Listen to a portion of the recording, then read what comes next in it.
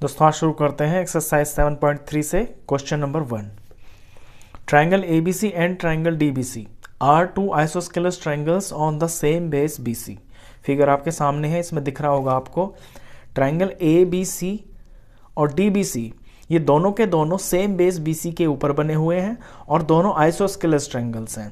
अब जब ये आइसोस्केलस ट्राइंगल्स हैं तो इस BC को छोड़ के बाकी की ये जो दो साइड्स हैं ना इनकी, ये आपस में बराबर होगी, यानी AB AC के बराबर होगा और BD DC के बराबर होगा। आगे क्वेश्चन है vertices A and D are on the same side of BC। जो D वर्टिसेस है और A है ये BC के A की तरफ है, जैसे कि देख रहे हैं आप ऊपर की तरफ है। If AD is extended to intersect BC at point P, अगर AD को आगे बढ़ा दिया जाए और वो आगे जाके BC को P पे इंटरसेक्ट कर दे तो आपको शो करना है। 4 पार्ट्स हैं। पहला पार्ट है triangle ABD congruence to triangle ACD। ABD ACD के कॉन्ग्रेंस आपको प्रूफ करना है। बाकी के 3 पार्ट और हैं। सबसे पहले आप फर्स्ट पार्ट से शुरू करेंगे।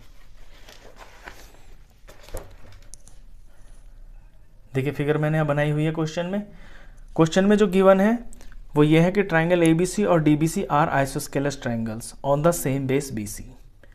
शो करने हैं आपको ये 4 पार्ट्स। सबसे पहले आप अपनी फिगर बनाएंगे क्वेश्चन में और अपने फर्स्ट पार्ट से शुरू करेंगे। फर्स्ट पार्ट में आपको शो करना है triangle ABD congruence ACD। ABD ACD ये ऊपर वाले 2 ट्राइंगल्स हैं, तो यहां से शुरू करेंगे। तो पहले इनको आपको लेना है in triangle ABD and triangle ACD। अब इनमें कौन कौन सी चीजें हैं जो आपको बराबर दिख रही हैं। देखिए AB और AC दोनों में बराबर है, क्योंकि AB और AC पूरे बड़े ट्राइंगल ये आइसोस्केलस ट्राइंगल है ना, तो AB और AC आपस में बराबर है। AB तो हो गई इस ट्राइंगल की एक साइड और AC हो गई आपके दूसरे ट्राइंगल की दूसरी साइड, तो इसका AB इसके AC के बराबर है। इसी तरह से ये जो BD है और ये CD है ये आपस में बराबर। इस ट्राइंगल का BD इस ट्राइंगल के CD के बराबर, और AD साइड जो है ये दोनों में आ रही है तो ये कॉमन है। AD is equal to AD। इस तरह से ये साइड और ये भी साइड, ये दोनों के दोनों ट्राइंगल आपके कॉन्ग्रेंस प्रूफ हो जाते हैं। ABD कॉन्ग्रेंस प्रूफ हो गया ट्राइंगल ACD के, और रूल लगा इसके अंदर साइड साइड साइड। तो पहला पार्ट तो आपका हो गया। सेकंड पार्ट में आपको दिखाना है ABP यानी पूरा वाला ये ट्राइंगल लेफ्ट साइड वाला कॉन्ग्रेंस है ट्राइंगल ACP के। ACP ये राइट वाला पूरा ट्राइंगल। तो इनको ले लेते हैं पहले। In triangle ABP and triangle ACP। अब इसमें आप देखेंगे कि इसमें आपकी कौन कौन सी चीजें हैं जिन्हें लगा के आप इन्हें कॉन्ग्रेंस प्रूफ कर सकते हैं। देखिए AB और AC ये दिख रहा है मेरे को साफ साफ। इसका AB और इसका AC आपस में बराबर, और BAP इसमें मैंने ध्यान लगाया कि AB AC मेरा बराबर हो जाएगा क्योंकि ये गिवन है। AP और AP मेरा कॉमन है, और अगर ये एंगल मेरा बराबर हो जाए ये वाला और ये वाला तो मेरा साइड एंगल साइड लग जाएगा, और यहाँ पे ये जो दोनों एंगल्स हैं ना आपके ये आपस में बराबर है। वो बराबर किस लिए है? क्योंकि अभी अभी ऊपर आपने ABD को और ACD को कॉन्ग्रेंस प्रूफ किया है, और उसके अंदर ये जो 2 एंगल्स हैं ये आपके कॉरस्पॉन्डिंग एंगल्स थे, तो ये कॉरस्पॉन्डिंग एंगल्स आपके बराबर हैं। तो यहां लिखेंगे एंगल BAP और इसका CAP।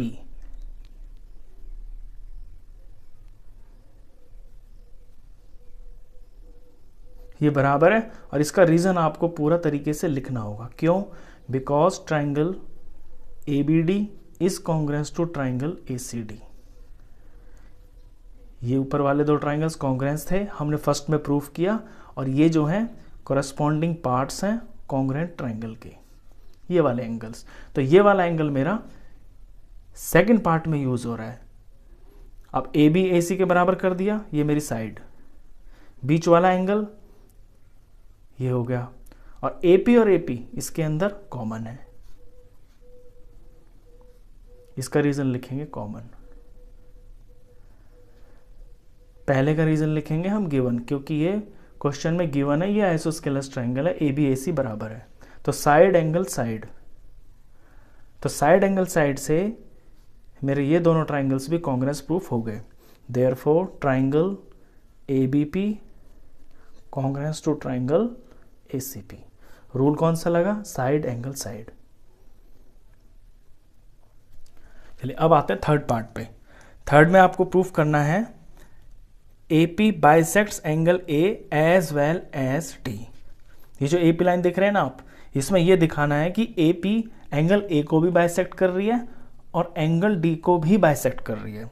तो थर्ड के लिए आपको शुरुआत करनी पड़ेगी अपने दो ट्राइंगल से, ABD और ACD से, जो शुरू में आपने नंबर 1 में किए थे। तो यहां से थर्ड के लिए सॉल्यूशन है, बिकॉज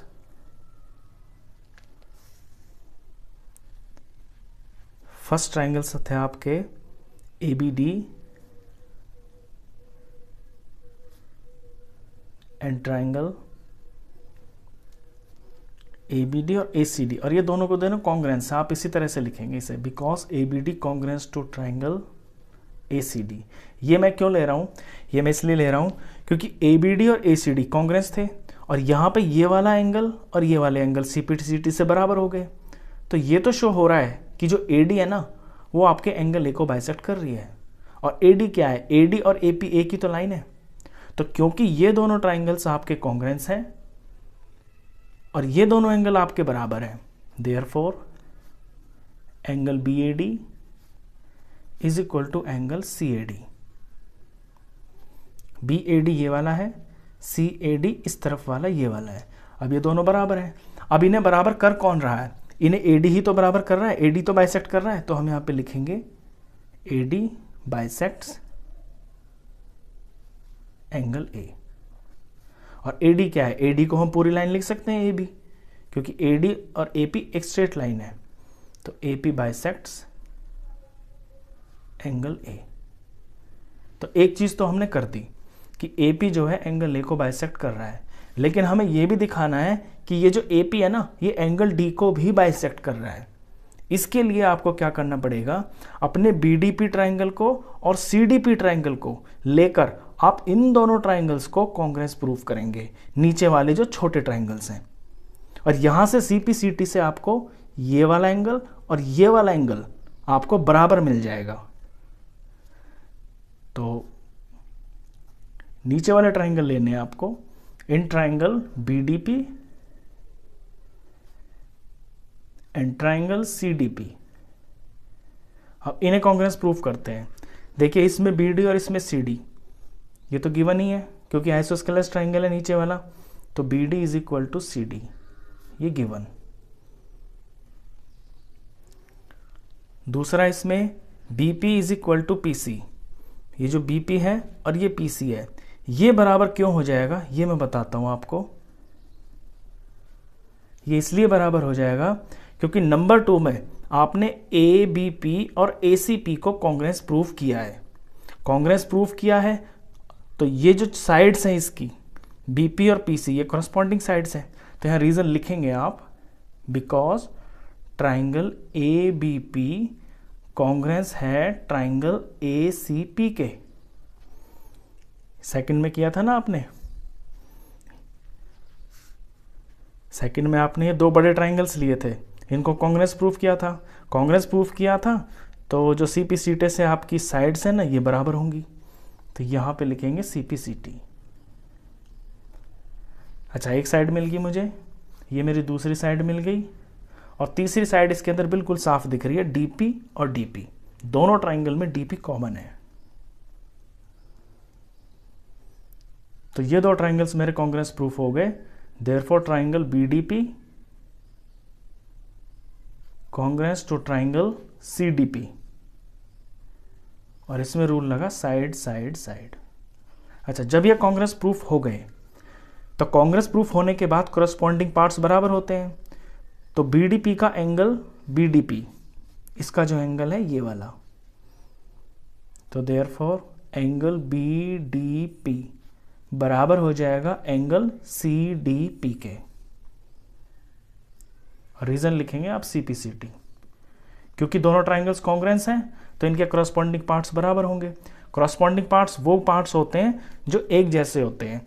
ऐसे बताऊं मैं इसे, जैसे बीपी और पीसी इन दोनों ट्राइंगल के अंदर आपके इक्वल हैं, तो इक्वल साइड्स के सामने के जो एंगल होंगे ना वो आपके बराबर होंगे, क्योंकि वो करस्पॉन्डिंग पार्ट्स हैं।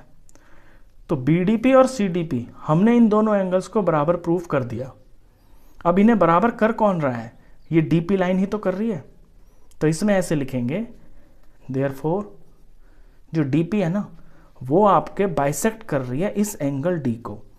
डीपी बाइसेक्ट्स एंगल डी, और डीपी को हम पूरी लाइन लिख सकते हैं ऊपर से नीचे तक। पूरी स्ट्रेट लाइन क्या है? AP. AP bisects angle D, ये नंबर 2। नंबर 1 में हमने शो कर दिया कि एपी एंगल ए को बाइसेक्ट कर रही है। नंबर 2 में शो कर दिया कि एपी डी को भी बाइसेक्ट कर रही है। तो हम अपने दोनों चीजें मिल गई। फाइनल में आप इस तरह से लिख देना, therefore from 1 and 2 AP bisects angle A as well as angle D। AP angle A और D दोनों को ही बाइसेक्ट कर रही है। चलिए, इसका 4th पार्ट और है। 4th पार्ट में आपको शो करना है AP is perpendicular bisector of BC। ये जो AP है ना ये परपेंडिकुलर बाइसेक्टर है। अब बाइसेक्टर तो हमने इसे प्रूफ कर दिया, क्योंकि बीपी और पीसी को हमने यहाँ पे सीपीसीटी से इक्वल कर रखा है जब हमने सेकंड पार्ट लिया था। अब ये भी प्रूफ करना है कि ये परपेंडिकुलर है, यानी कि ये 90 डिग्री का एंगल है। इसको भी और प्रूफ करना है। तो इसके लिए क्या करेंगे, हमने यहाँ पे लीनियर पेयर लगाना है। आपको सीधी लाइन दिख रही है ना बीसी, यहाँ पे ये एंगल और ये एंगल दोनों मिलकर 180 के हो जाएंगे। तो यहाँ से शुरुआत करनी है क्वेश्चन की। तो ये 4th के लिए है, angle A P B plus angle A P C. A P B A P C दोनों के दोनों मिलके आपके ये हो जा रहे हैं 180। Reason linear pair. Linear pair पे जो एंगल्स बनते हैं वो एक सीधी लाइन बना देते हैं और वो सभी एंगल मिलके उनका सम 180 होता है। अच्छा, ए पी बी और यही ए पी सी, ये दोनों के दोनों एंगल आपके बराबर हैं। बराबर क्यों है अभी बताता हूं। Angle A P C, A P C, क्योंकि सेकंड पार्ट में हमने ये प्रूफ किया था कि ए पी बी और ए पी सी दोनों कॉन्ग्रेंट ट्राइंगल्स हैं। तो कॉन्ग्रेंट ट्राइंगल्स के जो कॉन्ग्रेंट पार्ट्स होते हैं वो भी तो बराबर होते हैं। वो हमने सेकंड में भी प्रूफ किया है, अभी अभी जस्ट थर्ड के अंदर भी किया है। बीडीपी और डीपीसी को हमने कॉन्ग्रेंट किया है। इसमें भी ये इसके सीपीसीटी पार्ट्स हैं। ये जो दो एंगल्स हैं ना ये कॉरस्पॉन्डिंग एंगल्स हैं। तो हम कोई भी रीज़न लिख सकते हैं उन दोनों में से। हम लिख देते हैं ए बी पी, जो सेकंड में हम प्रूफ कर चुके हैं, because triangle A B P congruence था ट्राइंगल ए सी पी के। A B P A C P congruent थे, तो ये वाला एंगल और ये वाला एंगल इन दो ट्राइंगल्स के कॉरस्पॉन्डिंग पार्ट्स हो गए, यानी कॉरस्पॉन्डिंग एंगल्स हो गए। तो ये बराबर होंगे। तो ये सी पी सी टी से बराबर थे। अब ये दोनों एंगल मिलके 180 के हैं और ये दोनों हैं भी बराबर। तो मैं क्या करूंगा, अपनी ये जो ऊपर वाली इक्वेशन है इसके अंदर दोनों जगह पे कोई एक एंगल लिख लूंगा। फॉर एग्जांपल मैं ए पी बी के अंदर ही ये जो ए पी सी है इसको भी मैं ए पी बी लिख लेता हूं, क्योंकि ये बराबर है। ए पी सी की जगह मैं ए पी बी लिख सकता हूं। तो ये किसके बराबर है 180। अब यहाँ से क्या होगा, ये आपको ट्वाइस ऑफ AP भी मिल जाएगा, इज इक्वल टू 180 डिग्री। और अकेला जो AP भी है वो फिर आ जाएगा आपका 180, और ये 2 इधर जाके डिवाइड हो जाएगा, तो अकेला AP आ गया आपका APB is equal to 90 degree, यानी APB ये प्रूफ आपने कर दिया, ये 90 डिग्री है। और यही आपको इसमें शो करना था, 90 को शो कर दिया। अब ये और बता दीजिए फिर से आप कि BP PC बराबर है, तो BP is equal to PC, ये तो हम फ्रॉम 2 में ही कर चुके हैं, ये हमने फ्रॉम 2 से ले लिया। तो इन दोनों चीज़ों से, ये जो 2 चीज़ें आई हैं, इनसे हमें अपना रिजल्ट मिल गया। और रिजल्ट ये है कि देयरफॉर, जैसे क्वेश्चन की लैंग्वेज है, AP is perpendicular bisector of BC, therefore AP is perpendicular bisector of BC। बस ये इसका 4th पार्ट था। तो क्वेश्चन ये बहुत इंपॉर्टेंट है, इसके 4 पार्ट्स हैं लेकिन एक दूसरे से कनेक्ट है। पहले से दूसरा होता है, दूसरे से तीसरा होता है, फिर पीछे वाले 2 से यूज़ होकर आपका 4th पार्ट होता है। तो आई होप आपको क्वेश्चन ये बहुत अच्छे से समझ में आया होगा। वीडियो अगर अच्छा लगा हो तो प्लीज़ से लाइक करना, फ्रेंड्स में, क्लासमेट्स में शेयर करना, और 9th क्लास का कंप्लीट मैथ्स पढ़ने के लिए आप इस चैनल को भी सब्सक्राइब करना। Thank you.